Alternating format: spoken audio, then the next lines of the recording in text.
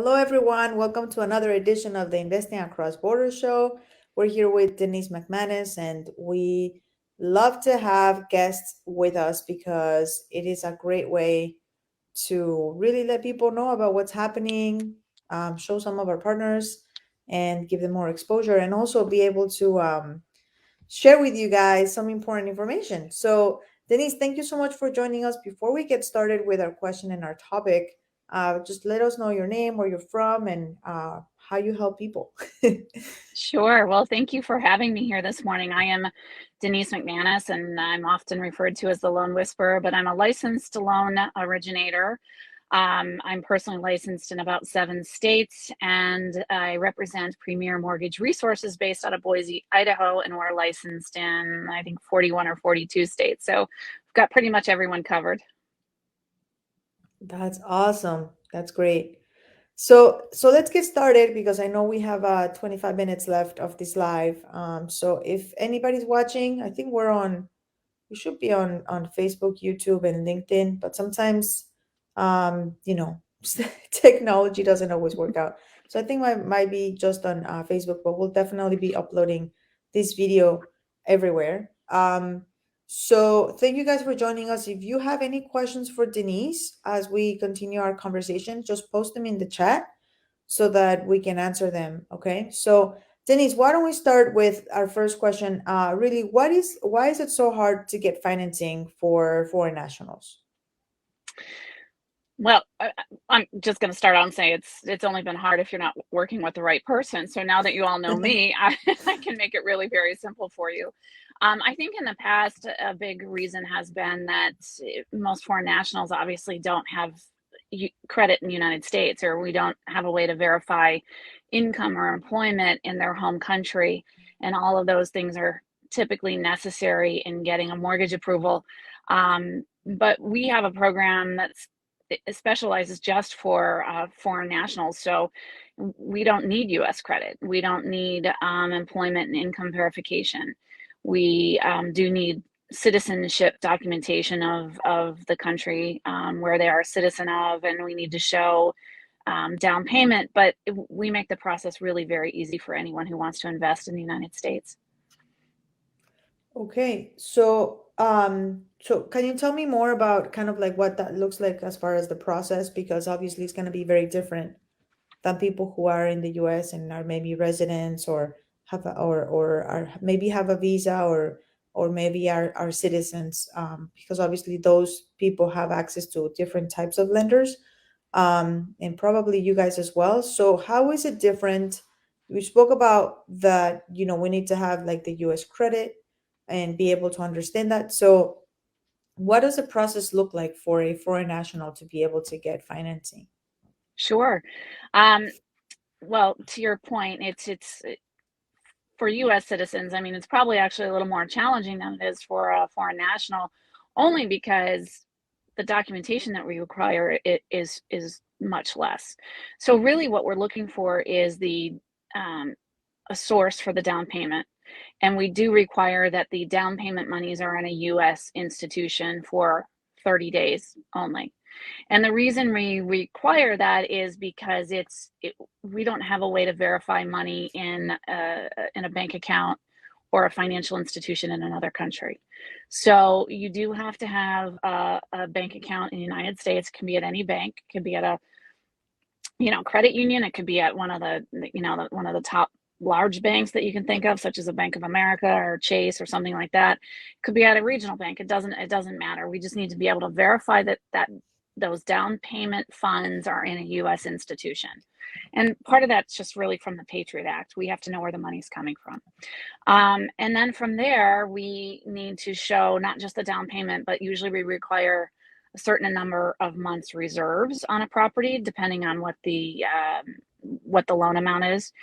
And we rely a lot on the appraisal. So the appraisal itself has to be really strong and at least at purchase price, and that it's a good quality home. But I mean, that's kind of standard on any loan as well, because if that's our collateral and basis for lending the money, then obviously we want to make sure that the appraised value is there. So those are the two big things that we look for. We make it pretty simple. Yeah, it sounds really, really simple, even simpler than US citizens, to be honest. Because Truly. of that, you have to look at the credit and the to income ratio and all that other stuff, and it's a lot Right. more than just handing that documentation. That's great. So do you we have a we're live in our group called Canadians in the US. So specifically for Canadians, what do you, if you can think of somebody who you've helped recently as a Canadian, what was that experience like? And not just obviously about financing, but kind of like finding the right home for them or the right investment property for them. I think people like to hear stories about that have been successful. Obviously, we don't want to share names because obviously that's confidential and stuff, Yep. but just a little bit about how the Canadians typically come to you. Obviously, when they book a consult with us, we'll be able to connect you guys. But kind of like, what is more about Canadians? If you can tell us more about that. Yeah, you know, I grew up in Michigan, so there was a lot of Canadian influence in Michigan, and I live now in Scottsdale, Arizona, and we have a lot of Canadians here. So that's part of the reason that I love working on this program with Canadians, because there's just such a hunger, I think, for opportunities to have a house in a lot of really great areas in this country. And Mhm. it's I tell everyone all the time, I feel like the FTD florist. I get to make people happy every day and help them buy homes.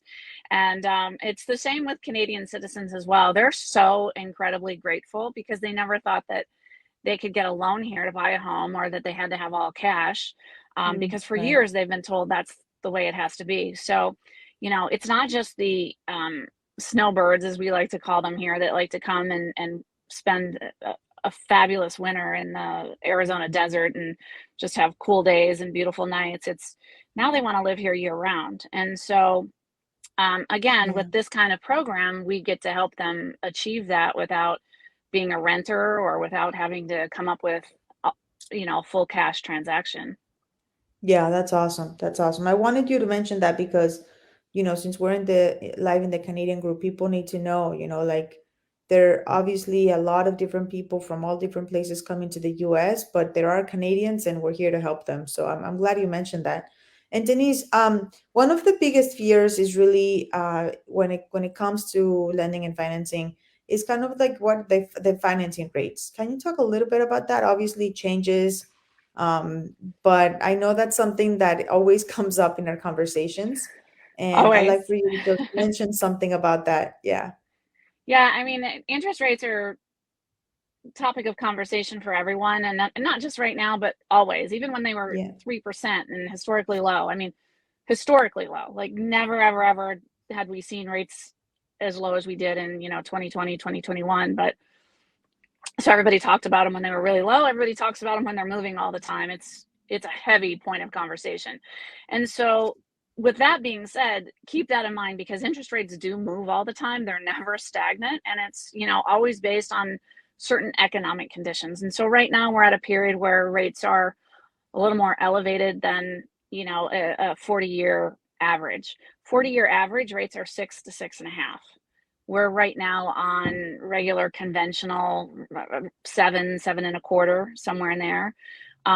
So with this kind of program that we're talking about for non-U.S. citizens, this is, we're not asking for anything. We're not asking for employment. We're not asking for your ability to repay. We're basing it on your down payment and the appraised value of the house, basically, and the market Right. conditions. I mean, there are some other things that we take a look at on the backside, when we're doing underwriting, but um, because it's because the documentation is limited, you are going to pay a higher than market average rate, Right. but the return on your investment typically is going to be much greater over the long period of time. And the rate, is it, it's going to fluctuate, right? It's the rate that you get today. And I think, unlike in Canada, where they don't have a big refinance industry, or you don't refinance at all, we tend to refinance here in this country often, whether it's Yeah. for a lower rate to save money, or because you want to take out some of your equity in your home. So you're not married to the interest rate that you get on a loan when you initially purchase a property. You can refinance that later when the value goes up or when the interest rates go down. So the rate you have today doesn't mean you have to live with it forever. Yeah, that's what I was gonna ask you because I know in different countries it's not common to refinance like you mentioned. So, how many, what or what percentage of the people who you work with would you say that kind of come back and want to refinance at some point? Oh, 99%. Oh, wow. And I'm only gonna leave that 1% open because there are some people who just, they don't take the time to do it, or they bought the rate down so much when they purchased the home that they think they don't ever need to do it. I mean, it almost always makes sense. Mhm. I can tell you in American homes, homeowners are sitting on $3 trillion worth of equity right now. That's more Wow. equity than we've ever had in real estate in this country. This is residential. This has nothing to do with commercial. So if you just need to tap into that equity, whether it's to pay off high credit card debt, student loan debt, you want to buy another property, there's a ton of reasons people need to tap into their equity, start a business, so that they're going to refi. It's a huge piggy bank opportunity for people. Yeah, I love that you mentioned that because as the values of the homes continues to go up, that's also going to help you as well. So that's a great point to mention. That's great. Great. So Denise, what would you say to somebody who is a little bit scared to start to work with us, who doesn't really know if real estate is going to be as uh, a great business for them in the US? Because a lot of them are investors, obviously, and they have investment properties in other places like Canada. What would be your best advice to give to those people watching? Well, I'd say to the people who are current investors, you already know the drill, you know the game. The difference is now you're buying a property that's maybe not in your backyard or as easy to get to. So you want to really make sure that you have, I highly recommend property managers. It's hard to be a really good property manager when you're too far away from a property. And that's from personal experience as well. Yeah. I've lived all over this country. And so when I lived on the East Coast and had properties on the East Coast or in the Midwest, and then I came to the West Coast, it just becomes a lot harder to manage those properties. So Mhm. for the clients of ours who already have investment properties in their home country, you know what it's like to manage a property. You know how much work it takes to have a well-run property, and a property that either people want to rent or that you're using as a vacation home. And if you're into vacation homes, you know it's all about the review. So again, I can't stress that enough. Have a good property manager. Yes, it's a cost. You can write it off on your expenses, but in the Yeah. long run, it'll make your property much more valuable and will make you much more money down the road. So Yeah. I guess that's tip number one. Um, Number two, for the people who are kind of nervous about it and kind of on the fence, whether is this a good opportunity for me? Is this something that I should get into? Um, really do your research. Research the markets that you think you want to be in. There are a lot of great markets in this country. Florida's got a ton of markets in and of that state itself. I mean, Texas is great. Arizona is great. I just had this conversation yesterday with a Canadian investor who I met through your group, and he's exploring different markets, and I think that that's really important too. If you're looking to get into real estate in the United States, become really well versed on the market that you want to be in, and also a market that you're going to want to visit, because again, you're going to want to keep an eye. It's a business. You have to treat it like a business. So you can't be a complete absentee business owner. It's never going to be as successful as you want it to be. And then I would say jump in, because the longer you wait, the more expensive homes are getting, and the entry point is going to be that much greater. You're losing out on equity, revenue, and growth the longer you wait. That's key. You're losing out on all of those things that are important, and the longer you wait. So that's so important. Denise, so with your clients, what have you seen as their biggest challenge when they start to work with you? Um, it's depends on the individual. It seems every individual has certain things. I think it used to be initially getting that US bank account open, Mhm. and then getting their money from their main account in their country to the account here that they open. I think we both have resources to help Yeah. clients do that. I can point them to certain banks. I know you guys can too.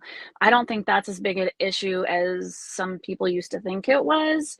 Right. And again, in markets like mine in particular, where I live, we're very Canadian friendly because we have so many Canadians that are part of our population, right? Yeah. And a big part of our economy during the winter months. So we're very Canadian friendly.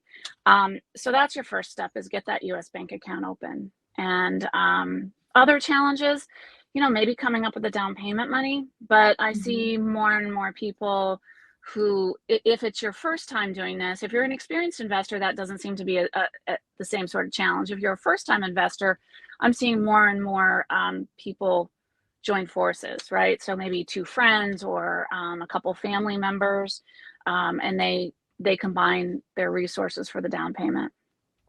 That's awesome. I think that's key because there's things that sometimes we don't think about until we're actually doing it. So these two things hopefully get people to start thinking about what could and how they can alleviate those problems before it even applies to them. So that's great. Yeah, and I would tell everybody, I know as you and Lauren counsel people, Yeah. part of your due diligence, let's have a strategy call before you go under contract with a house, because and I tell everyone this, whether you're a foreign national or US citizen, that real estate contract is a legally binding contract. So before you go under contract, have a call with me or your legal team or whomever you're working with, but your trusted professional, and make sure that you're ready to go under contract. Strategy is hugely important up front. Yeah, for sure. And I'm gonna ask our team to put the consult link in the chat so that people can start to book a call with us because I think that's super important based on what Denise just mentioned. Sometimes we forget that really is just the first step to get started, and oftentimes is the most important because that's where the strategy comes in.